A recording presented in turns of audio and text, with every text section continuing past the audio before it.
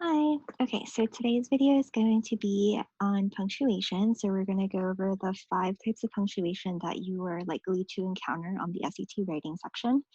They are going to be commas, semicolons, colons, dashes, and parentheses. So the first type of punctuation that we will be reviewing today is the comma. Now, I'm sure you guys are already very familiar with the comma, and you've seen it in writing many, many times, but I've kind of have encountered that when I ask students when we use a comma, the most common response I get is to separate items in a list, which is true. We definitely use them in lists, but I don't know if this is the reason why, but College Board does not test whether or not you know that commas are used to separate items in a list. So you don't have to worry about that. I mean, it's good to know because it's true. They are used to separate it in the list, but for the SAT writing purposes, you don't need to know that. What you do need to know, however, is that they're used to set apart dependent clauses. So this dependent clause could be in the form of a modifying phrase. It could be in the form of a transition word. It could be in the form of an introductory phrase. So an example of that would be like in the beginning, comma, and then what happened in the beginning. Or it could be a modifying phrase such as searching through the drawer, comma, Paul found his missing keys. And then a transition word could be words like however or for example. All of those types of phrases, because they're not an independent clause, they're not like a complete thought, you do need a comma after them. And the next way that we see it on the SAT writing is to separate non-restrictive clauses from essential parts of the sentence. So what is a non-restrictive clause? They're parts of the sentence that can be removed without changing the overall meaning of the sentence. In other words, like the thing that's in between the two commas, like the non-restrictive clause, even if we take it out, the sentence will still retain its subject and its verb. So an example of this would be in this sentence, Bob, who works as a programmer, majored in computer science. So the non-restrictive clause in the sentence is who works as a programmer. So this is a non-restrictive clause because it describes Bob, but even if you took that clause out, the sentence would still retain the subject, which is Bob, and then the verb that's majored, right?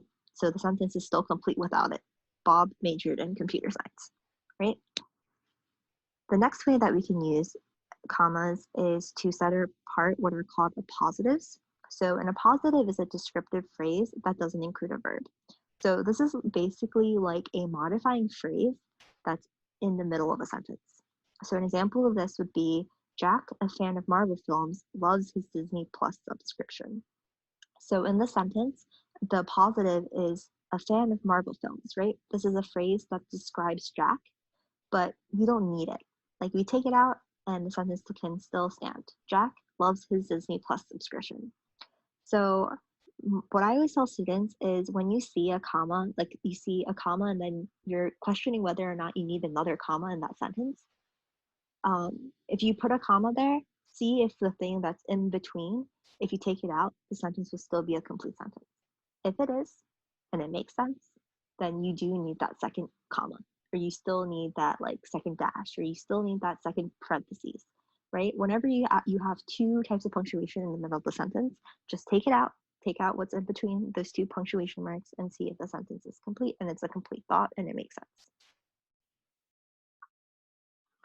The next type of punctuation that we'll be reviewing today is the semicolon. So a semicolon looks like this, and there are 2 ways that a semicolon can be used.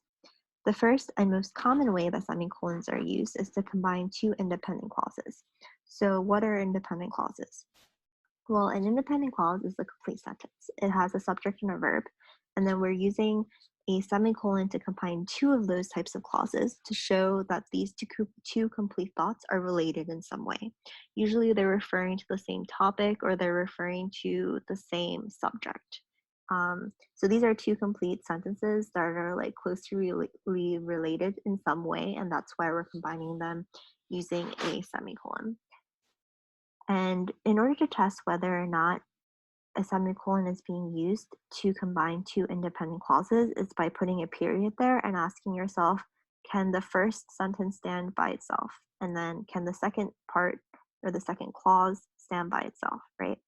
And then if it can, and they're complete sentences, then you know that a semicolon is grammatically correct in that sentence. So an example of this would be math's my favorite subject, semicolon, I have the highest grade in my math class. Okay, well, math is my favorite subject is a complete sentence. I have the highest grade in my math class is also a complete sentence. And then we're using a semicolon to combine these two complete sentences because we're all talking about math, right? They're both talking about math and why it's my favorite subject. The next way a semicolon can be used is in the form of what is called a super comma. And this is pretty new for most students because we don't really encounter this in writing all that much. But it's basically when you have a list and it's like a complex list. So we already used the comma to separate something in the list, right? We're using, so in the sentence, last summer I visited Tokyo, Japan, Seoul, Korea, and Beijing, China. We have already used the comma to separate like the city we visited and then with the country we visited. So there are still three main elements in this list, right? It's the three places I visited last summer. It's Japan, Korea, and China. So in order to separate the three parts of the list, we're going to use the semicolon because we already used the comma to separate the city from the country. So that's another way that semicolons can be used. Okay, next on our list is the colon. So this is what the colon looks like, and it can be used to connect two independent clauses, but it's often used to introduce a list or to provide explanation. And there's one rule associated with colons that I want you guys to commit to memory, and it's this. Colons must, I repeat, they must come after a complete sentence. So a lot of the time, students already know that colon use is associated with lists, but students often do not know that before you even get to the list, there has to be a complete sentence, an independent clause before you put the colon, right? So here's an example. Joe brought everything he needed for the exam, a pencil, an eraser, and a calculator. So the part that's introducing us to the list is the sentence, Joe brought everything he needed for the exam. It's a complete thought, right? You have a subject, you have a verb, it's a complete sentence. And then you have the list. So always, always, always, when you have a list and a colon, see whether or not the first part, the part before the colon, is a complete sentence. And the next way that colons are used is to connect two independent clauses, just like the semicolon, right? The semicolon is used to connect two independent clauses, and it's the same for colons. So when do we use colons versus semicolons? Well, like I mentioned in the previous slide, semicolons are used to connect two independent clauses that are like somewhat related to each other in terms of topic or by subject. Well, for colon use, it's a lot more closely related. So it's basically when you have an independent clause with the first part before the colon, and then you have the second independent clause after the colon is providing explanation for the first independent clause. So I usually like to tell students to look at what is the main idea that comes before the colon, like if it's a noun or if it's like, I don't know, an idea, is that idea further explained in the second independent clause. So let's look at this example. Joe constantly complained about his pet peeve, people who chew with their mouths open even after being told not to. So here, the second independent clause, which is people who chew on their mouths open even after being told not to, is an explanation of what Joe's pet peeve is, right? We're expanding upon that idea, that noun that came right before the colon, the pet peeve, right? So that's how I like to tell students to see whether or not a colon makes sense, is if it's providing explanation for the first independent clause, then you know that the colon has been properly used.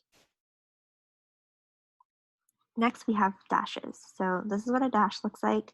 And I know it looks very, very, very similar to a hyphen, but a hyphen is actually a little bit shorter than a dash, and it has its own set of rules, but the SAT writing doesn't test on hyphen use. So you just have to worry about dashes, but the correct term would be an M dash. So when are dashes or M dashes used?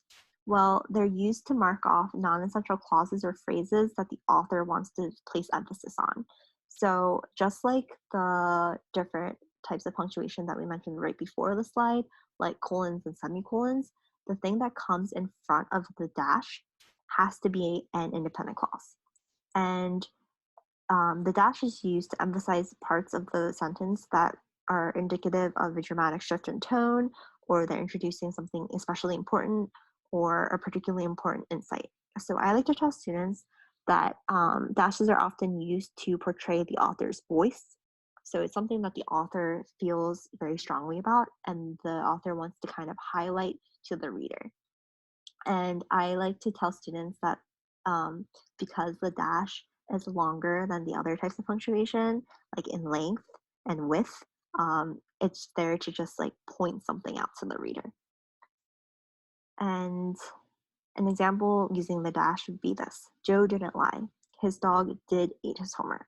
So just like before, the thing that comes in front of the dash has to be an independent clause, right? It has to be a complete sentence with a subject and a verb. Joe didn't lie. So that's a complete thought. And then you have the dash, and then what does the author want to emphasize? The fact that Joe didn't lie about how his dog ate his homework, right? Okay. Last but not least, we have parentheses. So parentheses are used to mark off a non-essential clause or a phrase that is there to help with the reader's understanding. I like to tell students that parentheses are the opposite of em dashes, right? The em dashes is there to highlight something that the author thinks is important. Well, parentheses are there to help point out something that will help the reader understand what he or she is reading. So a lot of the times parentheses are used to set apart information that helps clarify something, right? So a lot of times they're found in scientific passages, like you'll have a scientific term and then you'll have parentheses, and the thing that's found within the parentheses will be like what the scientific term means in regular, everyday layman terms. Or it could be vice versa. Like you'll have a generic name like Tylenol, and then you have parentheses, and then I'll have it's like the scientific name for Tylenol enclosed in parentheses. All right, so we have our summary slide. So commas are used to set apart dependent clauses and also to set apart non-essential phrases or clauses for the rest of the sentence. So these can be non-restrictive clauses and they could be positives. So this is just basically parenthetical information, things that you can take out and the sentence will still retain its subject and the verb and will still be a complete sentence. Also, I don't think I mentioned this in the comma slide, but you also need to always have a comma in front of a coordinating conjunction. So the coordinating conjunctions are words like for, and, nor, but, or, yet, and so. And the acronym that a lot of grammar teachers use is the acronym FAMBOYS to refer to coordinating conjunctions.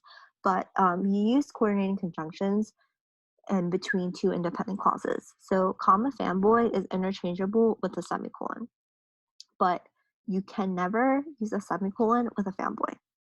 So always remember comma fanboy or semicolon, they're interchangeable, but they can be combined.